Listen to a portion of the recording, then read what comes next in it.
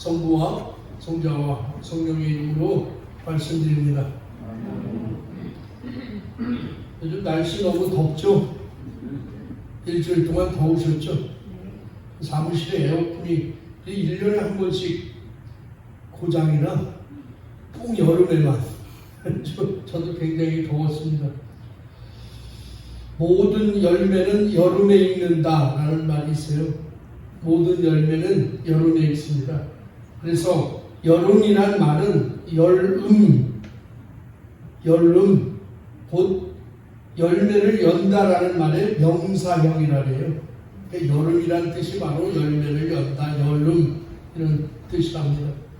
우리나라도 마찬가지지만 이스라엘에도 여름에 열매가 맺어져요. 밀도 그렇고 그 다음에 보리도 그렇고 무화과도 그렇고 곡식에 있는 계절이 여름입니다.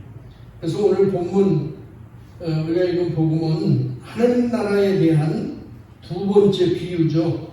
씨 뿌리는 비유 지난주에 했고요. 이번 주에는 밀과 가라지의 비유입니다. 그런데 예수님께서 이 하나님의 나라의 비유, 이 비유를 말씀하신 이유가 있을 거예요. 갑자기 말씀하시지 않았겠죠. 그 이유가 뭐냐면 이 세상에서 시작된 하나님의 나라의 불완전성과 그 해결책을 지금 말씀하시는 겁니다. 예수님께서 공생애를 시작하시면서 세상에 나타나셔서 가장 먼저 전하신 말씀이 뭐냐면 마태복음 4장 17절에 보시면 이때부터 예수께서는 전도를 시작하시며 회개하라 하늘나라가 다가왔다 하고 말씀하셨다 그랬어요.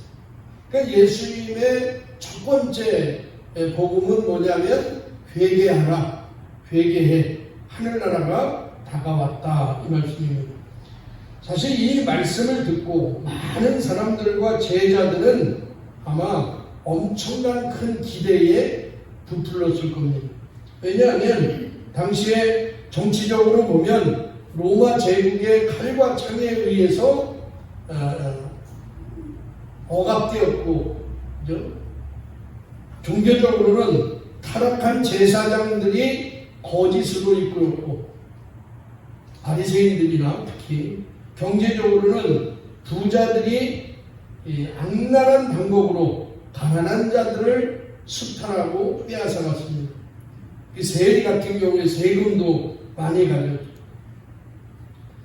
이런 사회, 이런 불의한 사회에 메시아가 나타나서 하나님의 나라가 다가왔다고 하니 사람들은 얼마나 흥분됐겠어요. 얼마나 기대가 컸겠습니까? 야, 세상이 이제 마침내 올바르게 돌아가는구나. 세상의 질서가 이제 정의롭게 재편되는구나. 이제 마침내 공의와 사랑이 지배하는 그런 세상이 곧 올 것이다. 이렇게 믿었습니다. 그런데 현실은 똑같아요. 현실은 변하지가 않아요. 여전히 로마 제국의 국정 아래 민중들은 있었고 또 종교 지도자들은 여전히 율법을 가지고 사람들을 다스리기 시작했고 여전히 있는 자들은 없는 자들의 돈을 착취해갔습니다. 자, 이렇게 되면 어떻게 될까요? 기대가 있었는데 그대로 이루어지지 않아요. 어떻게 됩니까? 하나님 나라에 대한 기대와 희망을 포기하게 되는 거죠. 그런 나라는 오지 않아. 하나님이 통치하는 나라는 오지 않을 것 같아. 이런 생각이 들겠죠. 지금 제자들에게 예수님께서 밀과 가라지의 비유를 말씀하시는 이유가 이거예요. 하나님의 나라는 그냥 확 이렇게 이루어지는 게 아니야. 지금 그걸 이야기하는 거죠. 그것은 제자들에게 천국이란 이미 그러나 아직이란 사이에 있음을 일깨워주기 위함의 말씀입니다. 하나님의 나라는 메시아로서 예수님이 이 땅에 오심으로 이미 시작되었어요. 그죠? 회개하라, 하나님의 나라가 이 땅에 다가왔다 하면서 예수님의 오심으로 하나님의 나라는 시작되었지만 아직 완성은 아니라는 거예요. 완전한 하나님의 나라는 아니라는 거죠.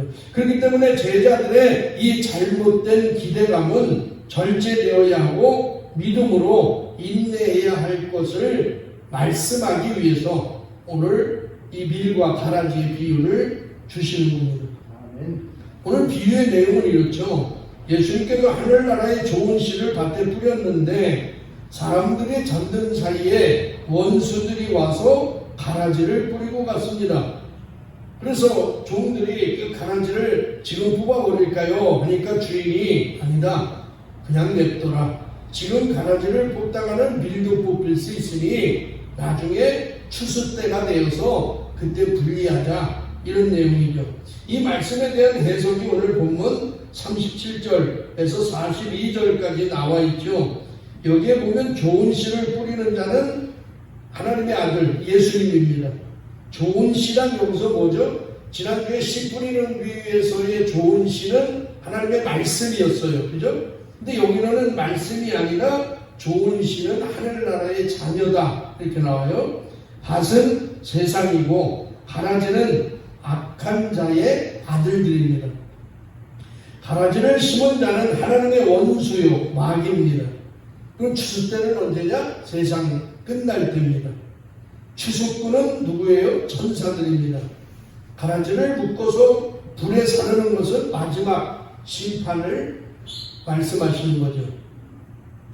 마태복음 13장 전체에서 보면 이 가라지라는 단어는 8번이나 반복적으로 나오는 단어입니다. 여러분, 가라지는 밀과 아주 비슷하게 생겼지만 밀의 종류가 아니고 독뿌리의 일종입니다. 종자가 달라요. 그러니까 비슷한데 달라요. 비스무리한데 다릅니다. 가라지와 밀은 색깔도 같고 모양도 비슷합니다. 그런데 중요한 건 가라지에는 뭐가 없냐? 열매가 없어요. 잎만 있어요. 그 속에 아무것도 없습니다. 열매의 모양은 있는데 알맹이가 없어요. 이게 뭐냐면 이단의 특징이 그래요. 이단이 뭐예요? 이단. 끝이 다른 게 이단이에요. 처음에는 비스무리해요. 누가 봐도 비슷해요. 근데 뭐가 달라? 끝이 달라요. 끝이. 그 신천지나 무슨 하나님 교회나 무슨 통일교나 다 보세요. 처음엔 비슷해요. 성경 가지고 구약 성경 가지고 뭐 이렇게 비슷하게 시작하지만 마지막에 뭐가 달라? 끝이 달라요. 그게 이단입니다. 저는 이 가라지 비유를 살펴보면서 한 가지 질문이 생겨요. 그게 뭐냐면 주인은 왜 가라지를 보고 빨리 뽑아버려라 하지 않고 추수 때까지 그냥 내버려 두라고 했을까 하는 거예요. 그죠? 가라지가 보이면 빨리 뽑아버리면 끝이잖아요. 근데 주인은 추수 때까지 그냥 내버려 두라 이렇게 이야기합니다. 왜 그러셨을까? 그 이유를 성경은 뭐라고 말씀해요? 가라지를 뽑다가 밀까지 뽑히면 어떻게 하겠느냐는 거예요. 이유는 뭐예요? 그러니까 지금 방점은 어디에 있는 거예요? 밀에 있는 거예요? 가라지에 있는 거예요? 가라지가 아니라 밀에 있는 거죠. 방점은요. 가라지를 하나 뽑다가 혹시나 밀까지 뽑히면 어떻게 해요? 뭐예요? 밀을 사랑하기 때문에 하나님이 저와 여러분을 사랑하기 때문에 밀을 보호하기 위해서 하나님의 자녀들을 보호하기 위해서 위험한 일을 안 하는 거예요. 끝까지 추수 때까지 내버려 두라는 거죠.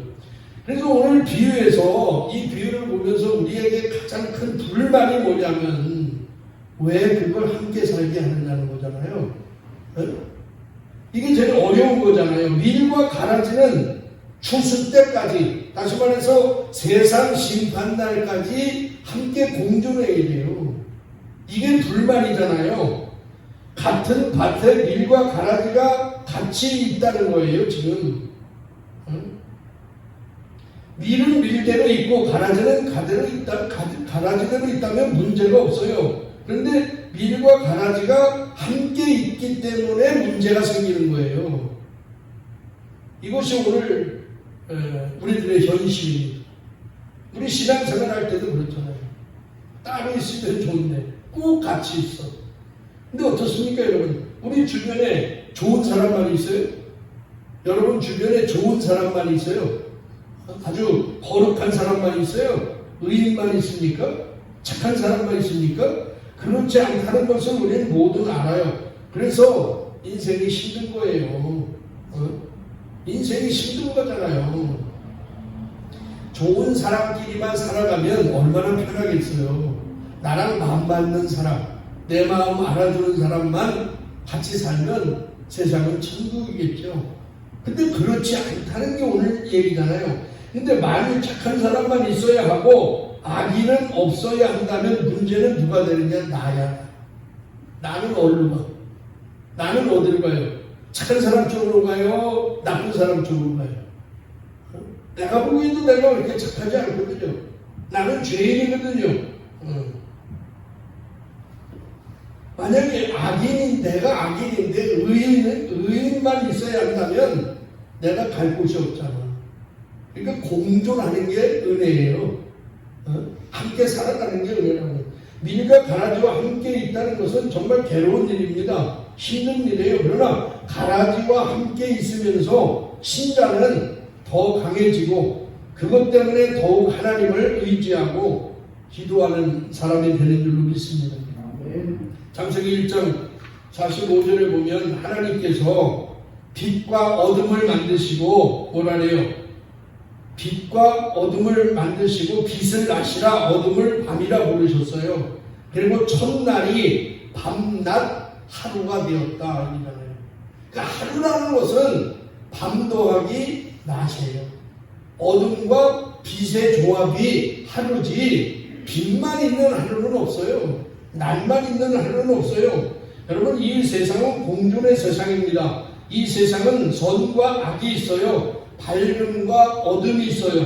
높음과 낮음이 있고 진리와 비진리, 남자와 여자가 함께 살며 공존합니다. 그래서 어둠과 밝음이 서로 비춰가며 경쟁관계를 이루며 살아가는 게 세상이에요. 오늘 일독서 창세기 28장을 보시면 지난 주일에 이어서 야곱이 등장합니다. 지난 주일에 야곱이 상속권을 얻잖아요. 에사우를 속이고. 근데 결국 이 일 때문에 상속권을 얻었지만 이 일 때문에 외삼촌 라반의 집으로 도망가는 일이 생겨요. 에사우가 자기를 죽일 것 같으니까. 그러니까 인생은요 항상 작용과 반작용이 있는 거야. 좋은 일만 있는 게 아니에요. 좋은 일만 있으면 어떻게 살아? 또 나쁜 일만 있는 것도 아니야. 나쁜 일이 있다가도 좋은 일이 오는 거고 좋은 일이 있으면 또 나쁜 일도 오는 거예요. 지금 야곱이 그런 거예요. 근데 외삼촌 라반의 집까지 도망가는데 그게 몇 킬로냐면 800킬로예요. 800킬로. 그 지금 여기서부터 부산이 한 500킬로 되나? 더 가야 돼. 어마어마한 거리를 지금 가는 거예요. 근데 가보지도 않았던 길이에요. 가다가 강도를 만날 수 있고 죽임을 당할 수도 있는 겁니다. 굉장히 두렵고 무섭겠죠. 지금 야곱은 이제 가라지와 함께 사는 신앙훈련이 시작되는 거예요. 이제부터 야곱은 20년 동안 자기의 성품을 훈련시키는 과정을 거칩니다. 그래서 자기의 잔머리를 버리고 하나님을 의지하는 사람으로 조금씩 20년 동안 변화될 거예요.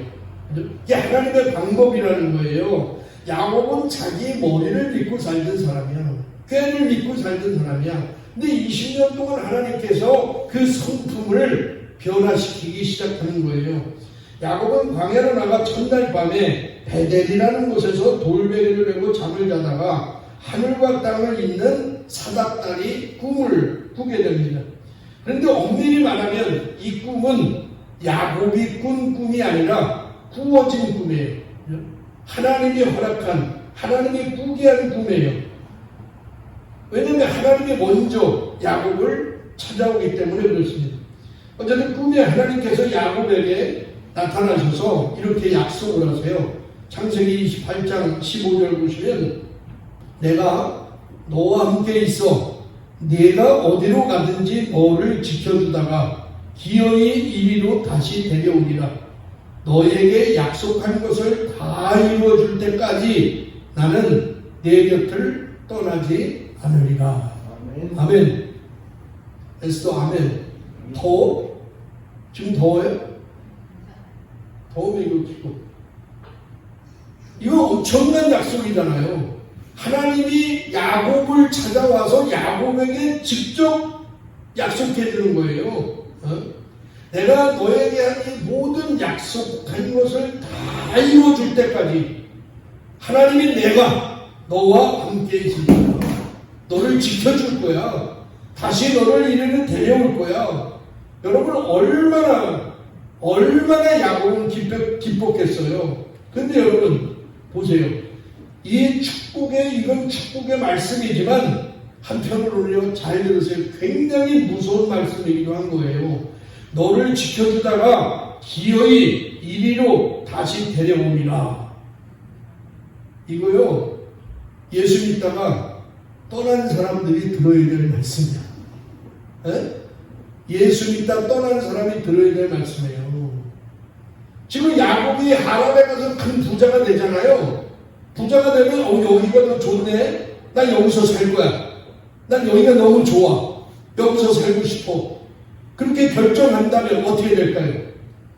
하나님의 뜻은 무슨 일이 있어도 다시 이 베델로 데리고 오겠대. 근데 야곱은 만약에 거기서 살겠대. 그럼 하나님은 어떻게 할까요? 네, 반 죽여서도 데리고 오겠다는 거예요. 네 모든 재산을 뺏어서라도 너의 육체를 쳐서라도 무슨 일이 있어도 널 다시 일로 데리고 올 거야. 이게 하나님의 고집이에요. 여러분, 오늘 하나님이 저와 여러분을 하나님의 자녀로 불러주셨잖아요. 우리는 이게 얼마나 귀한지 모르고 살아요. 그러다가 그냥 떠나 우리 세상으로 다시 나가요. 근데 하나님이 뭐라는지 아세요? 무슨 일이 있어도 내가 다시 너를 이곳으로 데려올 거야. 이게 하나님의 무서움이에요. 하나님의 고집이라고. 그러니까 이 하나님을 우리가 알고 신앙생활에 두려워할 줄 알아야 이게 하나님을. 하나님은 그냥 복만 주는 분이 아니에요. 사랑만 주는 분이 아니라고. 하나님 뜻에 어긋나면 어떤 방법을 통해서라도 하나님은요 다시 끌어와요. 자, 하나님의 축복의 말씀을 듣고 꿈에서 깬 야곱은 자기가 베고 있던 돌베개에 기둥을 세우고 기름을 바르고 베델이다 이렇게 칭합니다. 그런데 이게 중요한 거예요. 그런데 잘 보세요. 야곱이 하나님을 만났어요. 꿈에서. 그죠? 엄청난 약속을 받았어. 내가 너와 함께 해줄 거야. 너를 축복해 줄 거야. 너를 보호해 줄 거야. 내가 다시 데려올 거야. 엄청난 약속을 받았어요. 자, 그 이후에 뭐가 변했을까요? 그 이후에 하나님을 만났어 오늘. 그 다음에 뭐가 변했어요? 변한 게 있어요? 모든 문제가 해결됐나요? 문제가 해결됐어요? 하나님으로 안 가도 됐나요? 지금 하나님 가다 만난 거 아니야? 800km 가다 만난 거예요. 그리고 그 하나님의 길을 안 가도 돼요? 에사우와의 관계가 회복됐나요? 에사우가 찾아와서 가지마 이렇게 얘기했어요? 아니에요. 그 길을 가야 하는 거예요. 이것은 변함이 없어요. 야곱이 하나님을 만났다고 지금 환경이 변한 건 아무것도 없어. 아무것도 없어요. 단지 내 안에 믿음이 생긴 거야. 하나님이 나와 함께 계시는 거야. 할렐루야. 하나님이 내 인생을 지켜줄 거야. 하나님이 나를 보호해 주실 거야. 그거 하나 생긴 거예요. 그 믿음이 생긴 거야. 가는 길은 똑같아요. 발걸음은 똑같은 발걸음이야. 그러나 어젯밤에 전에는 두려움의 발걸음이었고 지금의 발걸음은 든든한 거예요. 똑같은 길을 가고. 왜요? 하나님이 자기와 함께 하시며 자기를 지켜주시다가 기어이 베델로 다시 돌아오게 하실 것을 믿는 믿음이 생겼기 때문에 그 걸음이 당당해지는 거예요. 당당한 거예요. 여러분, 오늘 우리도 마찬가지예요. 나는 하나님의 자녀예요. 하나님이 나를 지켜줄 것을 믿습니다. 마지막 날, 아니 오늘 내가 지금 죽어도 나는 하느님 나라에 갈 것을 믿습니다. 그렇지만 지금 이곳에서 가라지와 함께 공존해야 한다는 거예요. 함께 살아야 된다는 거예요. 그러면서 우리는 이곳을 하나님의 통치가 이루어지는 하나님의 나라로 만들 사명이 우리에게 있다는 사실을 여러분 기억하시기 바랍니다. 여러분 예수 믿는다고 예수 믿는 사람은 뭐 고난이 없나요? 어려움이 없습니까? 똑같아요. 세상 사람이랑 똑같은 어려움을 당하고 똑같은 고난이 와요. 그런데 그 사람들과 우리가 변하는 다른 건 딱 하나예요. 뭐예요? 우리는 마음에 뭐가 있어요? 믿음이 있어요. 하나님이 도와주실 거예요. 하나님이 나를 일으켜 주실 거야. 내가 이런 가라지와 함께 살고 있지만 하나님께서 나와 함께 하시고 나를 도와주실 거야. 그런 믿음이 있잖아요. 그래서 가라지와 함께 고난 속에서 우리는 더 거룩하게 되고 더 온전한 사람으로 훈련되어 가는 이 과정을 하나님께서 우리에게 허락하신다는 거예요. 자, 그러면 밀과 가라지는 영원히 공존합니까? 아니에요. 헤어질 때가 있잖아요. 네? 언제? 추수 때가 있다고 생각합니다. 추수 때가 있어요. 열매를 거둬들일 때 끝이 있다는 거예요. 여러분 사실 가라지와 밀은 처음부터 종자가 다른 거예요. 그죠? 종자가 다른 종이에요. 비슷한데 종자가 다릅니다. 오늘 본문식으로 얘기하면 뭐예요? 아버지가 달라요. 그죠? 밀은 하나님이 우리 아버지. 가라지는 뭐라고 나와요? 악한 자의 아들이에요. 종자가 다른 거예요. 종자가 다른다는 것은 엄청난 차이예요. 뭐냐면 아무리 노력을 하고 아무리 열심히 살아도 여러분 아무리 훌륭한 종자가 좋은 종자라 해도요 가라지가 밀이 될 수는 없어요. 밀이 가라지가 될 수는 없어요. 그죠? 종자가 다르다는 건 그러는 거야. 이 말을 조금 다른 각도에서 설명하면 이렇습니다. 많은 사람들은요, 지금도 여러분 중에서도 내가 몇 명이 그럴 거예요. 야, 우리가 예수 믿는 게 뭐가 그렇게 중요해? 어? 우리가 착한 일 많이 하고, 이웃에게 선행 많이 베풀고, 양심에 꺼리낌 없이 살면 천국 갈 수 있는 거 아니야? 어? 아멘. 천국 갈 수 있잖아. 착한 일 많이 하고, 좋은 일 많이 하고, 거룩하게 살면 천국 갈 수 있잖아. 맞습니까? 가능해요, 이게? 도저히 불가능한 일이라는 거예요. 왜? 종자가 다르기 때문에. 하나님의 아들은 밀이야. 악한 자의 아들은 가라지야. 종자가 달라요, 종자가. 이걸 착각하면 안 돼요. 그래서 성경은요, 늘 구원을 설명할 때 뭐에 비유한다 그랬어요? 출생에 비유한다 그랬잖아요. 그래서 출생에 비유하는 거예요. 요한복음 3장 5절을 보면 정말 잘 들어두어라. 물과 성령으로 새로 나지 않으면 아무도 하느님 나라에 들어갈 수 없다. 물과 성령으로 새로 나야 돼. 새로 난다는 건 뭐예요? 죽었다가 다시 살아나지 않으면 다른 종으로 태어나지 않으면 누구도 하나님 나라에 갈 수 없다는 거예요. 다시 말해서 DNA 종자를 바꾸어야 가능하다는 거예요. 그래서 아무리 세상 사람들이 좋은 일을 하고 선행을 해도 천국 못 가는 이유가 이거야. 종자가 다르기 때문에. 그래서 우리는 예수 믿고 예수님을 영접하고 예수님 하나님의 자녀로 우리는 새로운 종자로 태어난 거예요. 하나님의 씨로 태어난 자가 바로 예수 믿는 저와 여러분인 줄로 믿습니다. 이렇게 설명하면 에스더가 저한테 질문을 언제 제가 태어나요? 저는 똑같은데 언제 새로워져서 언제 내가 새로 태어났어요? 언제? 요한복음 1장 12절에 누구든지 예수 그리스도를 영접하면 하나님의 자녀가 되는 권세를 주었느냐. 예수님을 내 마음속에 저는 주님을 인정하고 주님이 그리스도이시며 하나님의 아들이심을 믿습니다 하고 내 마음에 영접하는 순간 그리고 우리를 세례를 통해서 나는 새로워진 사람이다. 이거를 선포하는 거잖아요. 저와 여러분 다 새로운 과거의 종자와 지금의 종자, DNA가 다른 종이라 이 말이에요. 여러분 인생은요 끝이 있어요. 이 사실을 아셔야 돼요. 끝이 있어. 끝이. 심판대가 있어요. 하나님께서도 무작정 두지는 않잖아요. 마지막 추수 때 그때 누가 가라진지 누가 밀인지 구분을 한대요. 누가 가라져요? 마지막 추수 때 누가 가라지고 누가 밀이에요? 뭘 보고 알아요? 뭘 보고? 무엇을 보고 할까요? 열매를 보고 아는 거죠. 열매를. 아니 여러분 밀과 가라지는요 자랄 땐 모른다니까 구별이 안 가. 마지막에 뭘 보고 저건 열매가 없는 건 가라지, 열매가 있는 건 밀. 에? 그렇게 구분 안 되잖아요.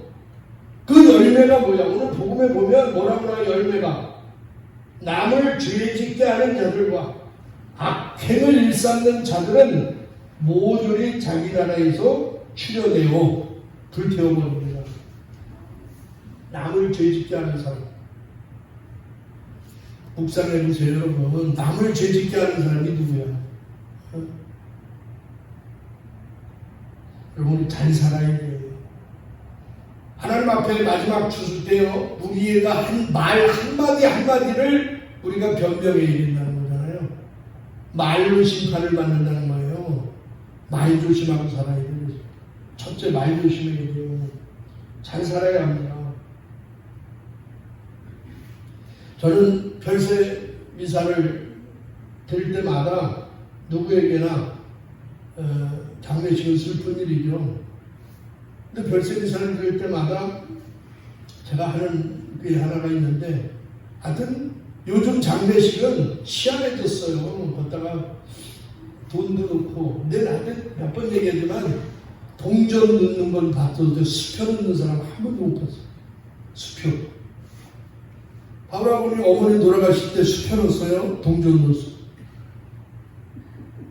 네? 안 넣었어요? 그거 다 동전이고 뭐고 넣잖아. 그 저승엽이라고 해서. 저는 수표는 사람 한 번도 못 봤다니까. 왜 그러냐면 전 돈이 없으니까 수표 넣으면 가만히 보고 있다가 염할 때 내가 빼려고 그걸 자세히 보거든. 다 동전 100원 500원짜리 넣는 거. 요즘은요 뭐 넣는지 아세요? 골프채 넣는데. 사제장이 좋지 않을까? 자녀들이 그거 부탁하고 하세요. 워낙 골프를 아버지가 평상시에 좋아하셔가지고 자녀들이 아버지 천국 가서 골프 치세요 하고 골프채도 할 때 넣는다고요. 어쨌든 장례식에 이제 주례를 하면 그 사람에 대해서 사제를 간단하게 이제 이야기를 해요. 염할 때, 입간할 때 잠깐 얘기합니다. 그 사람이 살아왔던 그 인생을 1, 2분에 이제 요약을 하는 거지. 아주 간략하게. 이분이 미안하지만 예를 들어서 이 베드로가 돌아가셨어. 예를 들어는 뭐야? 우리 베드로 재무위원님은 참 신앙생활을 얼마나 열심히 했는지 몰라요. 늘 기도하는 삶을 살았고 또 성당의 모든 제초 작업을 다 이렇게 해주시고 가끔 2주씩 빠져서 문제인데 하여튼 신앙생활을 열심히 했고요. 사제인 저한테도 그렇게 순종하고 좋은 말 많이 해주고 또 가족들에게도 늘 기도하라, 신앙을 전수하고 이래저래 살다가 오늘 이렇게 돌아가셨습니다. 이렇게 내가 본, 사제가 본 그 사람에 대한 평가를 1, 2분 이렇게 쭉 이야기를 해요. 근데 여러분 앞으로 생각해보면 누군가가 여러분이 돌아가셨을 때 여러분에 대한 평가를 한 3분 정도 한다면 어떨까? 어떤 얘기를 할까? 우리 서에스더 씨는 얼굴도 이쁘고 뭐 이렇게 신앙생활도 열심히 했고 이렇게 잘 살다가 오늘 하늘나라 갔어요. 이렇게 평가하시는 분들도 있어요. 그죠? 이분은 참 성깔이 더러웠습니다. 뭐 이렇게 평가하는 사람들. 그런데 중요한 건 뭐냐면 마지막 그 사람 3분 평가하는 게 나야. 그죠? 그 사람이 나를 평가하는 게 내 모습이라고. 그러니까 지금 잘 살아야 돼요. 지금 남편한테도 지금 잘해야지. 에? 아내한테도 지금 잘해야죠. 왜냐면 내가 죽었는데 옆에서 웃고 있어봐. 얼마나 열받겠어. 여러분이 어떤 사람인지, 어떻게 살았는지, 어떤 열매를 맺고 살았는지는 마지막 추수 때 평가가 되는 거예요. 하나님 앞에서 마찬가지예요. 하나님 저와 여러분이 얼마나 부자로 살았고 얼마나 좋은 차를 타고 그거 안 봅니다. 분명히 그런 거 묻지도 않아요. 너는 이 세상에 살면서 어떤 열매를 맺었어? 한 생명이라도 구원해봤어? 한 명이라도 전도해봤어? 교회에서는 어떤 열매를 받았어? 이웃에게 너는 어떻게 살았어? 이 모든 게 열매로 주님 앞에 평가받을 일이 분명히 온다는 사실을 여러분 기억하시기 바랍니다. 우리는 하나님과 함께 이 땅에서 지금 공존하며 사는 거예요. 그 이유는 하나님이 저와 여러분을 사랑하시고 거룩하게 만드시기 위함이라는 사실을 기억하시고 힘들고 어렵더라도 하나님의 나라를 이 땅에 건설하는 일에 충성을 다하는 여러분 모두가 되시기를 주님의 이름으로 간절히 축원합니다. 성부와 성자와 성령의 이름으로 말씀드렸습니다.